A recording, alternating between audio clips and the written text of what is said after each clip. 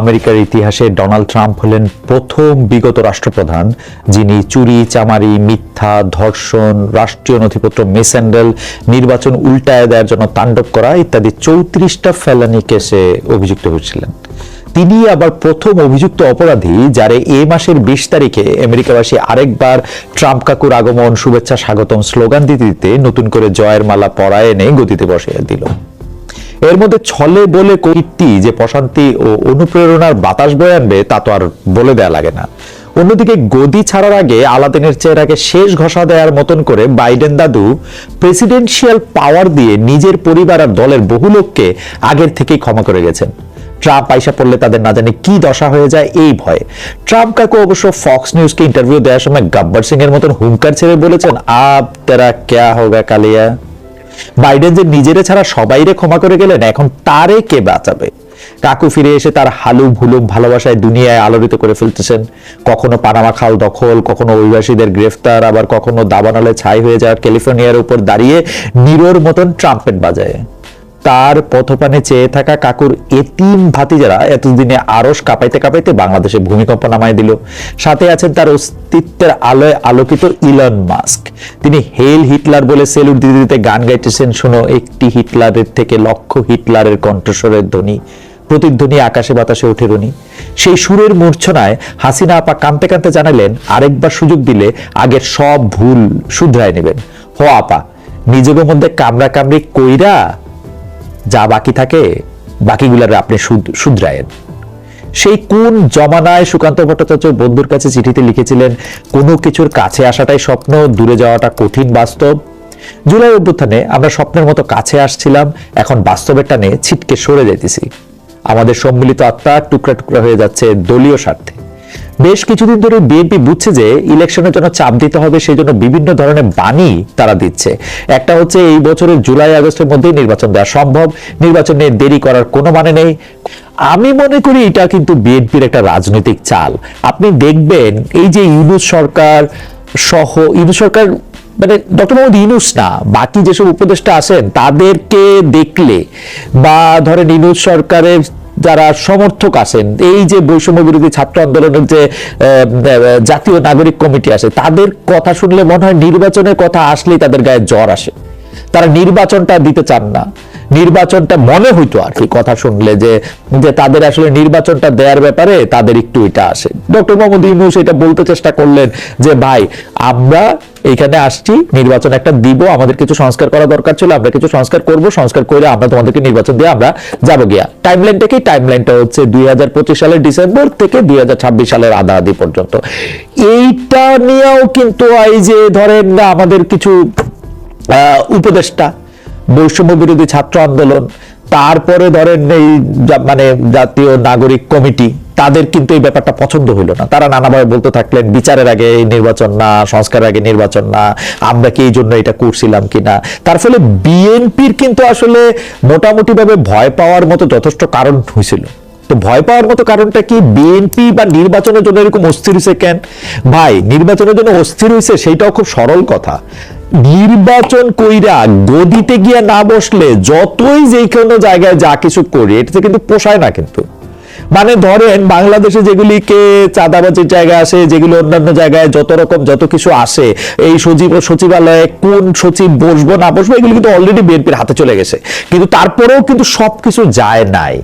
যতদিন পর্যন্ত সবকিছু না যাবে ততদিন পর্যন্ত কিন্তু আসলে যাইতেই হবে, নির্বাচন পাইতে হবে, নির্বাচন দিয়ে ক্ষমতাও যাইতে হবে।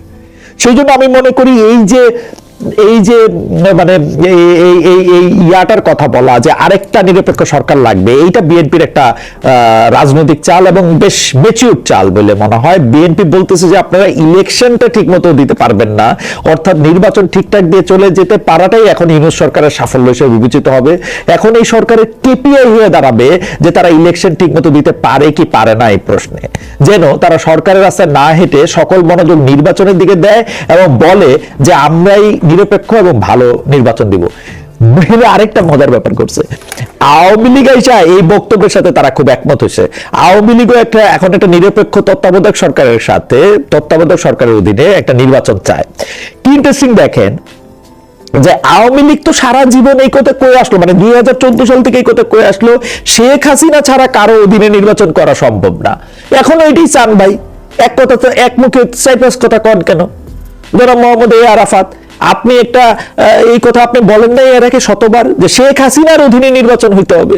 এখন কে তত্ত্বাবধায়ক সরকার চান নির্বাচন করতে? শেখ হাসিনার অধীনে নির্বাচন চান। শেখ হাসিনার অধীনেই তো পৃথিবীর সবচেয়ে ভালো ভালো নির্বাচনগুলি হয়। 2014-তে হয়েছে, 2018-তে হয়েছে, 2023-এ হয়েছে। শেখ হাসিনার অধীনে নির্বাচন চান।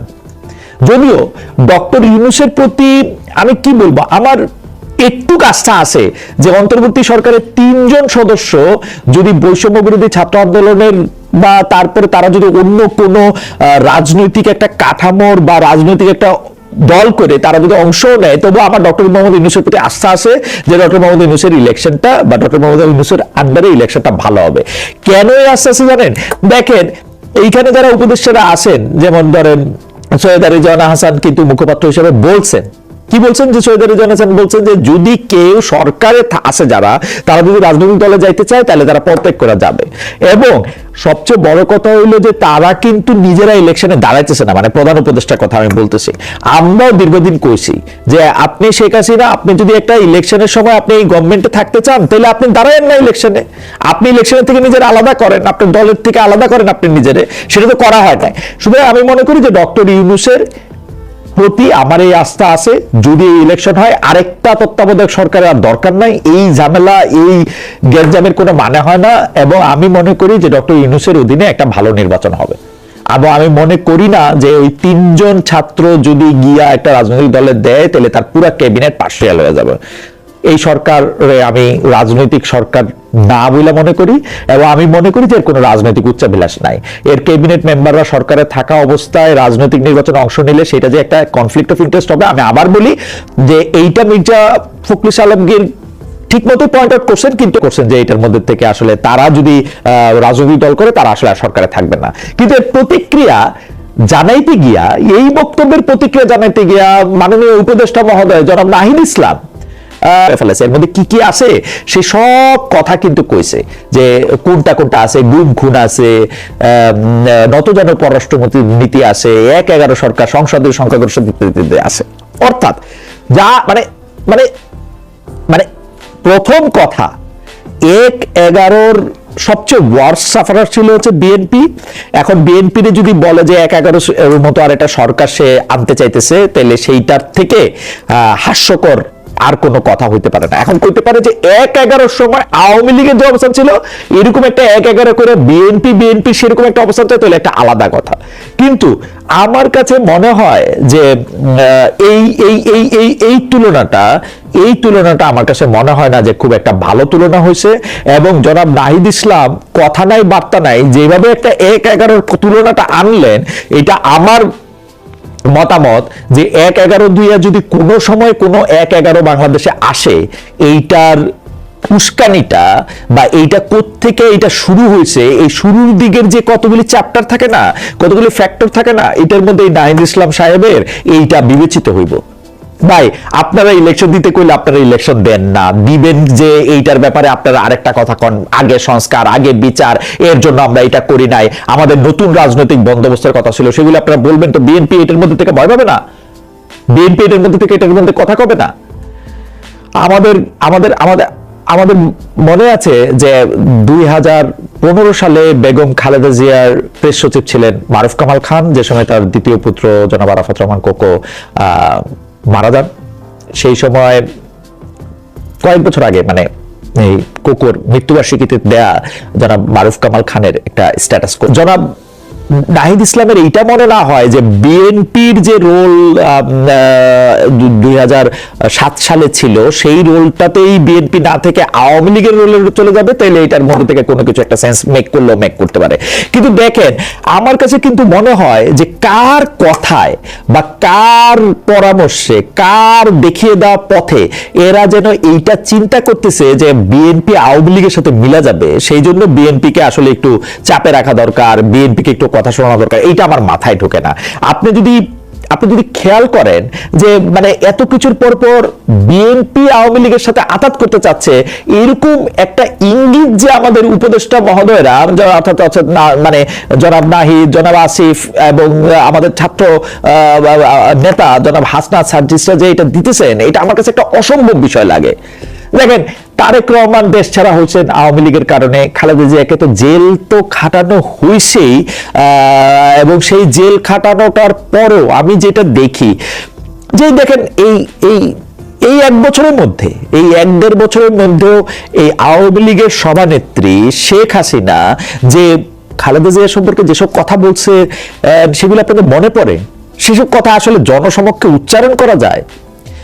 এটা মানে এইসব কথাগুলি কেউ কোনোদিন বলতে পারে? মানে এইটা কি বিএনপি এখন কি স্বার্থে, মানে মানে কোন জায়গা থেকে এখন আওয়ামী লীগের সাথে মিলে যাবে এইটা এইটা এইটা এইটা মনে হইতে পারে? মানে কোন কোন বাস্তবতায় কোন দিন বিএনপি এসে আওয়ামী লীগের সাথে আঘাত করবে, এইটা কার মাথায় ঢুকছে, কার মাথায় এটা বলা হচ্ছে, আমার এটা মাথায় ঢুকে না। এখানে আমার টেক হলো বিএনপির একটা অংশ অবশ্যই চাইবে যে আওয়ামী লীগ ইলেকশনে থাকুক, কারণ তাতে সারা দুনিয়ায় তাদের একটা লেজিটিমেসি থাকে যে তারা একটা কম্প্রিহেনসিভ ইলেকশন করছে। বিএনপি কিন্তু নির্বাচন চাওয়ার পাশাপাশি তাদের লোকদেরকে, আমার ধারণা, আমার সাথে তো বিএনপির কথা হয় না, কিন্তু তাদের লোকদেরকে স্পেসিফিক ইনস্ট্রাকশন দিছে যে আওয়ামী লীগের নেতৃবৃন্দকে, আওয়ামী লীগের লোকজনের বিরুদ্ধে মামলা দেওয়ার জন্য।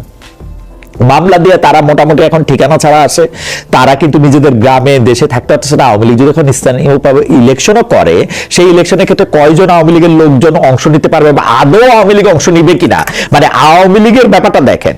2014 পর থেকে শেখ হাসিনার অধীনে ছাড়া অন্য কোনো ইলেকশন তারা করবে কিনা, করতে পারবে কিনা, সেটা তো পরের ব্যাপার।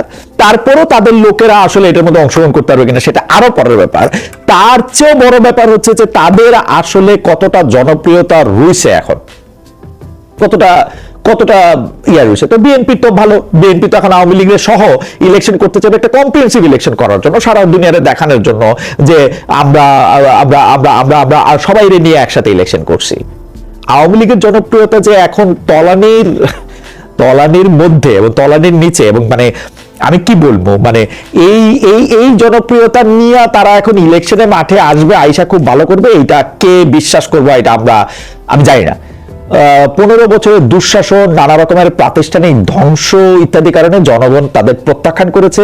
তার মধ্যে প্রতিদিন নতুন নতুন নৃশংসতাতে একজন ইমাম শিশুটিকে খুঁজে পেয়ে তাদের কাছে ফিরিয়ে দিয়েছিলেন। তাদেরকে র্যাব কেন্দ্রের যে ঘরে রাখা হয়েছিল কমিশন তা শনাক্ত করেছে। অনেক মেয়েদেরই নির্যাতন করা হয়েছে পরিবারের পুরুষ সদস্যের কাছে পৌঁছানোর জন্য। এরকম একটা দল যারা পালায় যাওয়ার 5 মাস পরেও অমানবিকতার নতুন নতুন রেকর্ড ব্রেকের খবর আমরা পাচ্ছি। তারা ইলেকশনে দাঁড়ালেই জনগণ তাদের কোলে তুলে নেবে।